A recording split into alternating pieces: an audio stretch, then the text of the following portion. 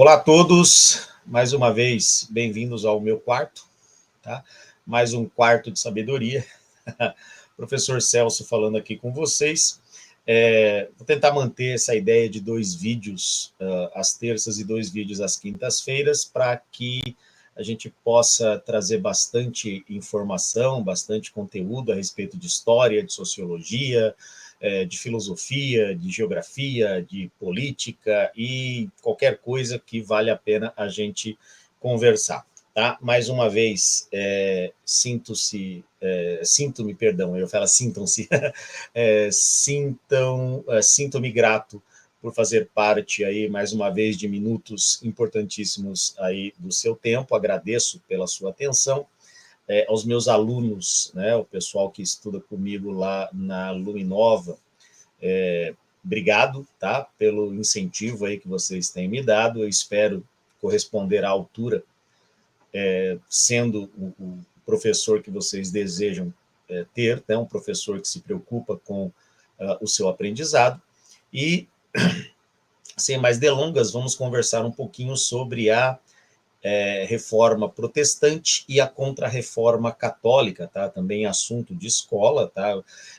Não vou comentar a respeito de questões relacionadas à fé, tá? Isso não é tema dessa aula, tá? Desse nosso bate-papo, até porque não há porquê questionar assuntos relacionados à fé, tá bom? Então não é esse o ponto da aula, então, por favor, não pense que eu vou aqui praticar algum tipo de pregação ou proselitismo, muito pelo contrário, a gente vai se ater aos fatos e tudo aquilo que envolve essa questão que vai tomar corpo lá na Europa, tá? Começando com um cara chamado John Wycliffe, lá na Inglaterra, se não me falha a memória, por volta do século XIV, tá? De repente eu posso estar esquecendo alguma data, por isso que eu não cobro data dos meus alunos, porque eu também, para decorar data, eu não sou a melhor pessoa do planeta, tá? Mas John Wycliffe, ele vai iniciar aquilo que para ele seria muito viável, tá? Ele era um padre católico, e ele não via nenhum problema em uma igreja nacional, nesse caso uma igreja inglesa, tá? Bem diferente do assunto que a gente vai chegar daqui a pouquinho, tá? John Wycliffe, ele vai tecer duras críticas à forma como a igreja católica estava trabalhando naquele momento, tá? Vale lembrar que a igreja católica era, naquele momento da história, tá? Idade Média, Idade Moderna e quase nada na Idade Contemporânea, tá? Principalmente Idade Média e Idade Moderna, a Igreja Católica ela será uma das instituições mais poderosas da Europa, tá bom? Porque reis vão e vêm, nesse caso, né, nesse sentido de fim de uma era, no caso dos reinados, mas a igreja ela permanece, tá? A gente pode imaginar que a Igreja Católica ela oficializa o seu poder a partir do surgimento do Sacro Império Romano Germânico, tá? No início do século X, tá? Mas isso não significa que ela já não foi forte anteriormente, tá? Quando no século IV, né, por volta de 330 mais ou menos, se não me falha a memória, né? O imperador Constantino, como falei, se eu errar a data, peço desculpas, tá? O imperador Constantino, ele se converte ao cristianismo e mais para frente o imperador Teodósio vai transformar o catolicismo, né, o cristianismo católico nesse caso, como a religião oficial do Império Romano. O Império Romano acaba, mas a igreja continua, tá? E a igreja ela vai ser marcada nesse período por alguns escândalos, tá? Principalmente de ordem econômica e, em alguns casos, de ordem moral também, tá? Então, John Wycliffe ele vai chegar a questionar certas atitudes da Igreja Católica, obviamente vai fazer eco, né, a reclamação dele, por sorte, ele não foi capturado, digamos assim, né, levado a dar explicações para o Papa a respeito do que ele estava falando, porque ele vai falecer logo após uma missa. Tá? Enquanto ele estava falando sobre isso, ele passa mal e acaba falecendo. Já no continente, Ian Hus, esse sim, ele vai também criticar ações da Igreja Católica, todas relacionadas principalmente às questões éticas e morais que a própria Igreja pregava, né, e acabava não praticando, e também questões relacionadas à ideia de uma igreja nacional, de uma igreja que pudesse falar a língua do povo, e por aí vai. Jan Hus ele vai ter um pouco mais de azar nesse sentido, porque ele será capturado, ele vai ser levado a julgamento, ele vai ser acusado de heresia e vai ser condenado à morte, tá? E se não me falha a memória, ele vai ser morto na fogueira, tá?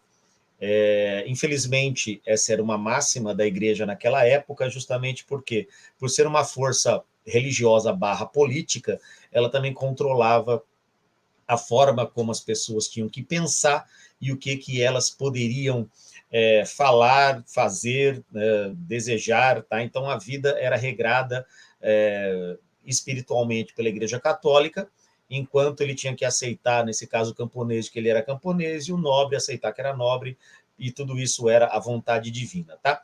O tempo vai passando, então a gente vai falar agora, né, o tempo vai passando lá na Europa com relação às atitudes da igreja, e a gente vai falar do primeiro personagem importante, que é tema, inclusive, do livro, que fala um pouco mais a respeito da vida dele, que é o Martinho Lutero, tá? Martinho Lutero, um padre, se não me falha a memória, dominicano, alemão, tá?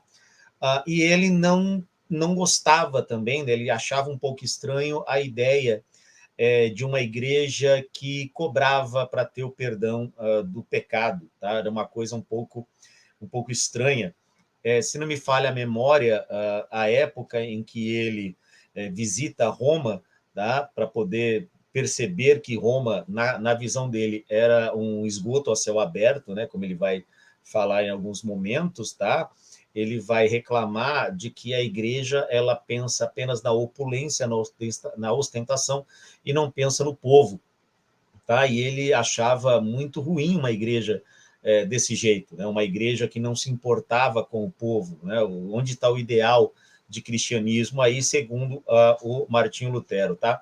Se não me engano, era o Papa Júlio III na época, né? O Papa Júlio III ele vai falecer, vai subir ao trono da igreja, porque o Papa também era um rei naquela época, tá? Vai subir o Leão X, né? E o Leão X ele vai criar um projeto de construir uma nova igreja para ser a sede da Igreja Católica, que hoje é a Basílica de São Pedro. Então ele vai levar um tempo aí enorme arrecadando fundos para poder construir essa igreja. E é justamente nesse momento que as críticas do Martinho Lutero serão cada vez mais duras, tá? Existe uma espécie de remédio religioso chamado indulgência, tá? Na Igreja Católica, ela funciona da seguinte forma: à medida em que você confessa os seus pecados e você realiza uma obra, nesse caso, o seu pecado é perdoado. Se você está fazendo isso na intenção de alguém, esse alguém vai sair do purgatório, por exemplo, e vai direto para o céu. E a igreja, então, estava cobrando por isso, né? Havia uma frase que dizia assim: quando uma moeda tilinta no cofre da igreja, uma alma sai do purgatório. As pessoas iam até a igreja, falavam o nome do falecido, se fosse no caso rezando por alguém, colocava-se o nome do falecido num papel, e esse papel garantiria, né, a ida dessa pessoa de um local, né, no caso do purgatório, para o céu. Martim Lutero vai brigar amplamente com relação a isso, e ele vai discutir também questões relacionadas à infalibilidade do Papa, né, o fato do Papa ser infalível, tá? Porque existe, obviamente, dentro da Igreja Católica, um pensamento de que o Papa, quando ele fala sendo Papa, né, sendo chefe da Igreja Católica, tudo que ele fala é infalível, porque vem diretamente de Deus, tá? Como eu falei, são questões dogmáticas, eu não vou aqui discutir se é certo ou se é errado, tá bom? Nesse caso, eu estou apenas mostrando para vocês qual era o tipo de pensamento que vigorava naquela época. E uma coisa interessante também, que é o seguinte, tá? Durante o período em que Martinho Lutero começou a discutir essas questões contra a igreja, tá? A gente está falando ali do século XVI, né? Para ser mais exato, 1517, tá? Já existe a ideia das grandes navegações, né? O Brasil já foi descoberto, a América já foi descoberta, né? O imperador, se eu não me engano, acho que era o Carlos V, ele já era o rei, né? O imperador do Sacro Império Romano Germânico, o rei da Espanha e rei das colônias espanholas na América, ou seja, o poder desse cara não era pouca coisa, tá? E ele, atrelado ao Sacro Império, né, porque ele era imperador do Sacro Império, né, ou seja, do Império religioso, né, o Sacro Império, isso estava pegando mal, porque ele estava fazendo, né, o que ele falava, o que Martinho Lutero falava, fazia eco. Então o pessoal acabava começando a achar que realmente o que Martinho Lutero estava falando fazia sentido, então as pessoas começaram a reclamar justamente disso. Peraí, por que não uma igreja em alemão, né? Por que, que eu tenho que ler uma Bíblia? Por que, que eu tenho que ouvir o padre falando coisas da Bíblia que são em latim, né? Eu não tenho acesso a esse livro, eu não leio esse livro, por que, que eu não posso ler esse livro? Querendo ou não, isso cabia aos papas, né, a ideia de interpretar o texto bíblico e levar já tudo pronto para que o padre pudesse colocar na missa. E a regra vinha, e por incrível que pareça, até hoje na Igreja Católica, tá? As missas são praticamente as mesmas, muda a homilia, muda o que o padre vai falar, mas a princípio as leituras, o evangelho, o salmo é em qualquer igreja. Uma missa aqui em Aparecida, em São Paulo, vai ser a mesma missa, sei lá, no México, tá? Vai ser tudo a mesma coisa, tá? Justamente porque há uma burocracia constante nesse caso da Igreja Católica, para que tudo seja uma unidade, né? Para que seja realmente o nome católico universal. Mas Martinho Lutero ele não estava muito preocupado com essa questão, ele estava preocupado com o fato de que a igreja não estava sendo igreja, tá? A Igreja Católica estava agindo como se fosse uma espécie de banco, como se fosse uma espécie de vendedor, corretor de imóveis do céu, tá? De Martinho Lutero, obviamente, né? Vamos entender aqui o que eu estou querendo dizer, que ele não falava justamente isso, mas a ideia era justamente essa, né? Você paga para ir para o céu, você paga para ter um parente indo para o céu, você paga para ter um parente saindo do purgatório, você entrega anos da sua vida para ver uma relíquia, e que também acontecia bastante, né? Visitar as relíquias fazia parte da peregrinação do católico, né? Ele ia nas cidades onde havia alguma relíquia de um santo, e lá ele, obviamente, entrava na igreja, acabava ali ofertando alguma coisa, alguma moeda, e essa moeda, obviamente, ia para o cofre do Vaticano, tá? Então, Martinho Lutero, o que ele vai fazer? Ele vai criar um documento com 95 proposições, né, que vai receber o nome de 95 teses, tá? Ele não bate na porta da igreja e pendura lá, tá? Isso aí é licença poética, tá? Mas o texto ele vai correr, né? Nós já temos o surgimento da imprensa de tipos móveis, tá? Do Johannes Gutenberg, né? Obviamente, o primeiro documento que foi impresso foi a Bíblia, tá? Apenas a título de curiosidade, e esse documento vai começar a passar ali pela mão do pessoal da atual Alemanha, tá? Martinho Lutero ele vai se tornar professor numa universidade, tá? Ele vai ali ter formações com teologia, direito canônico e tudo mais, então ele não era um qualquer, vamos dizer assim, no que diz respeito à ideia de que ele poderia criticar, sim, a Igreja Católica. Essa crítica vai lhe render um interrogatório, tá?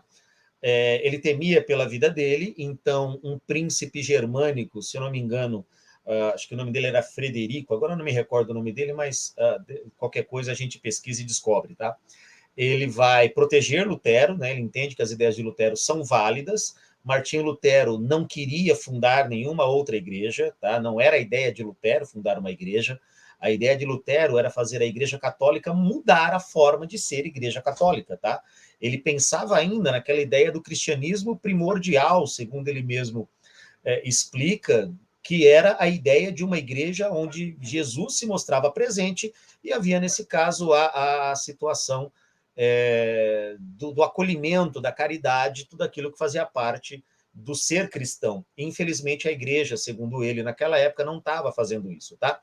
Então, Martinho Lutero, ele vai ser obrigado a revogar tudo aquilo que ele escreveu, né? Todas as teses, tudo aquilo, e ele se recusa a fazer isso, tá?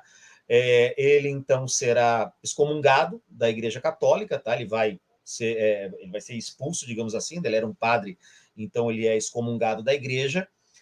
Haja vista, naquela época, a excomunhão era, de certa forma, um castigo extremamente violento para um fiel católico, tá? Ainda hoje existe a excomunhão, tá? Só que por conta aí da modernidade e tudo mais, o católico ele já não entende a ideia da excomunhão como uma coisa muito grave, tá? Porque, querendo ou não, faz parte de inúmeros assuntos que nós vamos discutir ainda hoje por conta do surgimento da idade contemporânea, da modernidade e tudo mais, tá?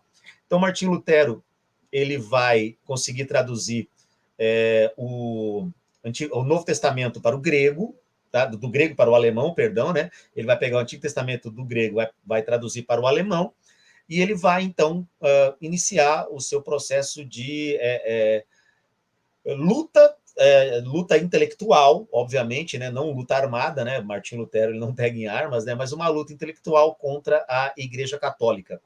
Em 1527, tá, é aí sim que em 1527, príncipes alemães, tá, que vão apoiar a ideia de Lutero, vão escrever o credo de profissão de fé protestante, tá? Nesse caso, se desligando totalmente da Igreja Católica. Vai haver uma confusão naquele momento, e aí nós teremos a famosa Dieta de Augsburg, tá? Que vai ser anos depois, em que vai funcionar da seguinte forma, né? O imperador do Sacro Império ele vai concordar que regiões onde o regente, lá o príncipe, né, o que toma conta do lugar, regiões que o cara for católico, o povo é católico. Onde ele for protestante, ele será, o povo será protestante também. Querendo ou não, isso fazia parte também do processo de que todo mundo tem que rezar a mesma cartilha do seu governante, tá? E isso vai acontecer no caso com Martinho Lutero. Um outro caso, Martinho Lutero, aliás, deixa eu só completar, tá? Ele vai pegar dogmas da Igreja Católica, né, no caso dos sacramentos da Igreja Católica, e ele vai dizer que no caso da Eucaristia, né, que é onde o pão e o vinho se transformam em corpo e sangue de Cristo, respectivamente, né, na Igreja Católica existe um milagre chamado de milagre da transubstanciação. Então, segundo a fé católica, quando acontece esse momento, né, da Eucaristia, da consagração do pão e do vinho, automaticamente existe uma alteração daquelas espécies, né? O pão passa a ser o corpo e o vinho, perdão, passa a ser o sangue de Jesus. Então, o católico ele acredita que realmente isso acontece. Martinho Lutero ele vai dizer que não é bem assim. Martinho Lutero ele vai falar que há uma simbologia nesse processo, que é uma simbologia nesse milagre, tá? E que esse milagre ele não é de transubstanciação, tá? Mas é apenas um entendimento de que realmente você está participando do corpo e do sangue de Cristo, tá? Ele vai questionar também questões relacionadas à ideia das relíquias, tá? Ele vai criticar fortemente a questão das relíquias, obviamente, já se desligando totalmente da Igreja Católica, ele vai casar com uma ex-freira, tá? E aí ele vai viver a vidinha dele ali tranquilo até o dia de sua morte, tá? Um outro personagem também, nesse caso, onde hoje, se não me falha a memória suíça, lá em Genebra, nós teremos a ideia do João Calvino, tá? João Calvino, ele vai ser um cara que vai falar um pouquinho diferente de Lutero, também nessa ideia de interpretação do texto sagrado, tá? Porque Martinho Lutero, enquanto ele fala que a fé é o elemento da salvação, ou seja, não precisa de obras, né? Justamente porque ele era contra o pagamento da indulgência, né? Então Martinho Lutero vai falar que a fé é o que salva. João Calvino ele vai falar na ideia da predestinação, tá?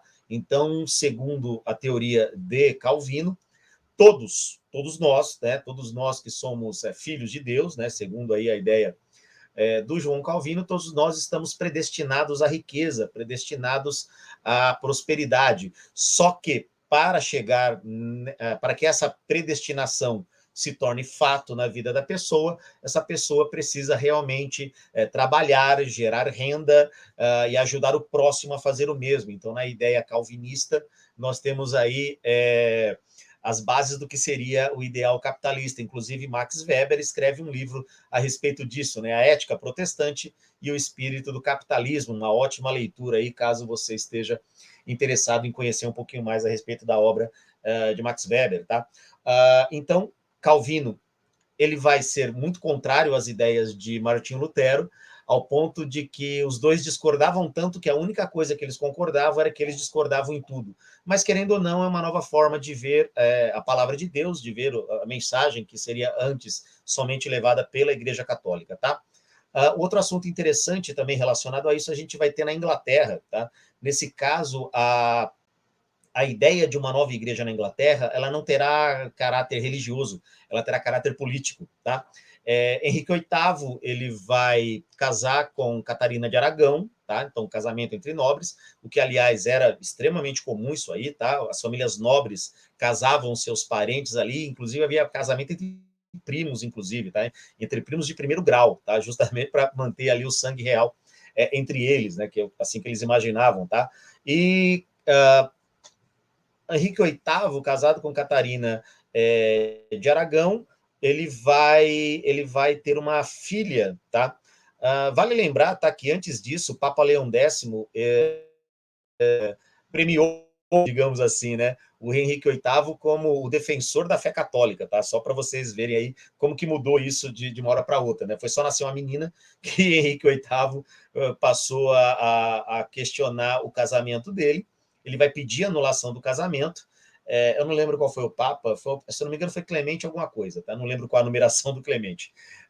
E nesse caso o Papa vai falar que não pode, tá? Não existe divórcio na Igreja Católica, isso é até hoje, tá? Se um católico casar na igreja católica, lá, os católicos casarem, caso eles se separem, nunca mais eles podem casar na igreja católica novamente e viverão o famoso pecado do adultério. Mas como eu falei, isso é questão de fé, eu não estou aqui para discutir isso agora com vocês. Martinho Lutero, o rei Henrique VIII, então, ele vai discutir com o Papa a respeito disso. Ele vai solicitar ao parlamento inglês, lembrando que naquela época já havia um parlamento, tá, na Inglaterra, onde o rei reina, o parlamento governa. E o rei vai solicitar que seja feito um documento dando ao rei poder sobre a igreja na Inglaterra, que seria o ato de supremacia. Então, o parlamento assina o ato de supremacia, obviamente eles vão ganhar com isso, porque a partir do momento da assinatura do ato de supremacia, o rei Henrique VIII confisca as terras da igreja, entrega para muitos dos parlamentares que estavam ali com ele, entrega para muitos nobres, confisca os bens da igreja e ele funda uma igreja própria, a igreja anglicana, onde o rei é o líder dessa igreja, tá? Essa igreja ela existe até hoje, tá? Na Inglaterra é a sede dela, obviamente, mas existem igreja anglicana em várias partes do mundo, tá bom? Aqui no Brasil, se não me engano, tem igreja anglicana também, né? E nos Estados Unidos, obviamente, por conta da colonização inglesa, também há igreja anglicana lá, tá? Não muda praticamente nada, digamos assim, é pouca coisa que muda com relação à igreja católica, tá? Então acontece essa separação, né? O rei Henrique VIII funda a sua própria igreja, ele se separa de Catarina de Aragão e se casa, se não me falha a memória, com uma senhora chamada Ana Bolena, tá? No fim, ele vai ter duas filhas, não vai dar certo o projeto dele para ter um menino. Uma vai ser a Maria, que será rainha durante um tempo, e depois a irmã, a filha, né, de Henrique VIII, a Elizabeth I, tá? Que vai ser a rainha conhecida como Rainha Virgem, tá? Que também vai assumir o trono e vai impor a religião do pai, a religião anglicana, como religião oficial da Inglaterra. Essa questão de religião oficial vai dar muita dor de cabeça na Inglaterra, tá? Vai haver perseguição religiosa, muitos perseguidos sairão da Inglaterra e virão para a América, e aí fundarão as colônias inglesas, né, as famosas 13 colônias, que seria a Nova Inglaterra, e aí vai, e vida que segue, tá? Obviamente que a Igreja Católica não ia ficar atrás nessa briga, tá? A Igreja Católica precisava reagir, tá? Uma das reações da Igreja Católica a gente chama de contra-reforma ou reforma católica, tá? Contra-reforma justamente por ser contrário à ideia da reforma protestante, mas reforma católica porque se alteram algumas coisas no que diz respeito a certos dogmas da igreja, tá?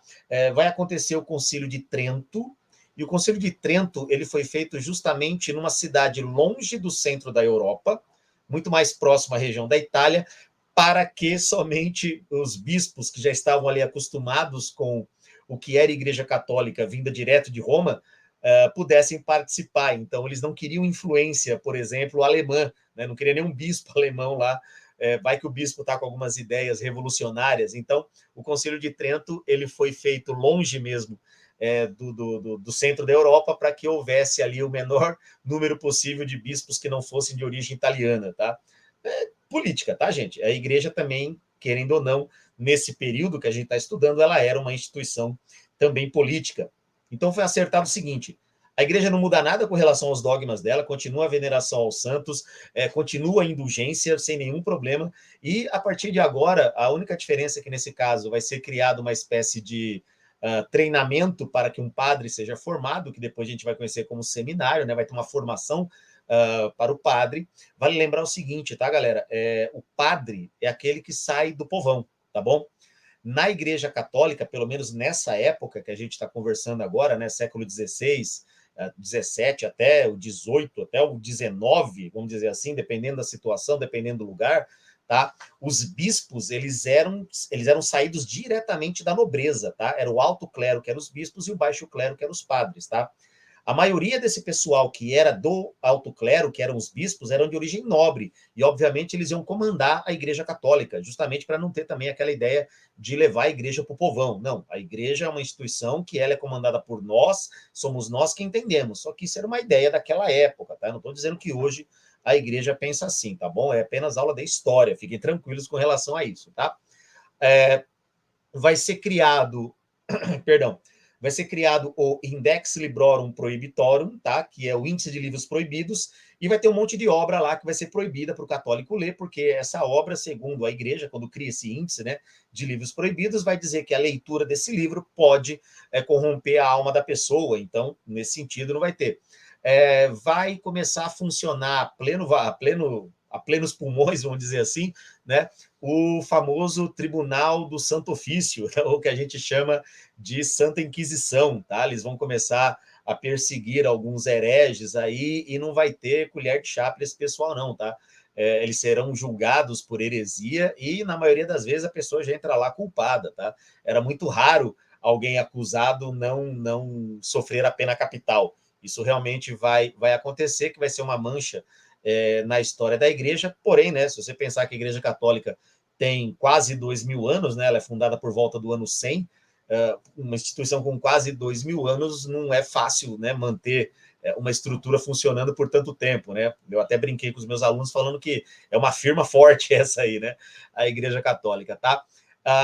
Vai ser criado depois, né, num dado momento, nesse período aí, tá? A Companhia de Jesus, tá? Criada por Inácio de Loyola, que depois vai ser canonizado. Ele era um soldado, um militar, vamos dizer assim, né? E ele, extremamente católico, ele funda a Companhia de Jesus justamente para auxiliar a igreja no que diz respeito a levar a religião para o novo mundo, nesse caso, o continente americano. Então, serão os jesuítas os responsáveis pela catequização dos indígenas aqui na América, falando principalmente aqui da América portuguesa, mas havia jesuítas também na Espanha, tá? Na América Espanhola, perdão, para, de certa forma, proteger os indígenas, tá? E a contra-reforma, ela vai tentar dar uma cara nova para a igreja, mas não vai ser aquela cara nova, não vai ser a igreja 2.0, tá? Como a gente pode brincar aqui. Vai ser a igreja 1.1, tá? Ela não vai mudar muita coisa, tá? Não vai ser uma mudança radical naquilo que se diz de regra. Vale lembrar que, quando a gente fala de questões ligadas à religiosidade, quase sempre as pessoas vão acabar confundindo, achando que tem que ser exclusivamente metafísico o negócio, né? Que estivesse além do que é terreno. Não é assim, gente, tá? As igrejas, elas são instituições terrenas, tá? É um corpo que toma conta, tá? São grupos de pessoas que, a princípio, conseguem controlar uma quantidade X de pessoas e por aí vai. A igreja, a religião, perdão, ela será responsável por inúmeras batalhas, inúmeras guerras. As cruzadas, antes desse processo todo, é um exemplo disso. A Revolução Puritana na Inglaterra é um exemplo disso, tá?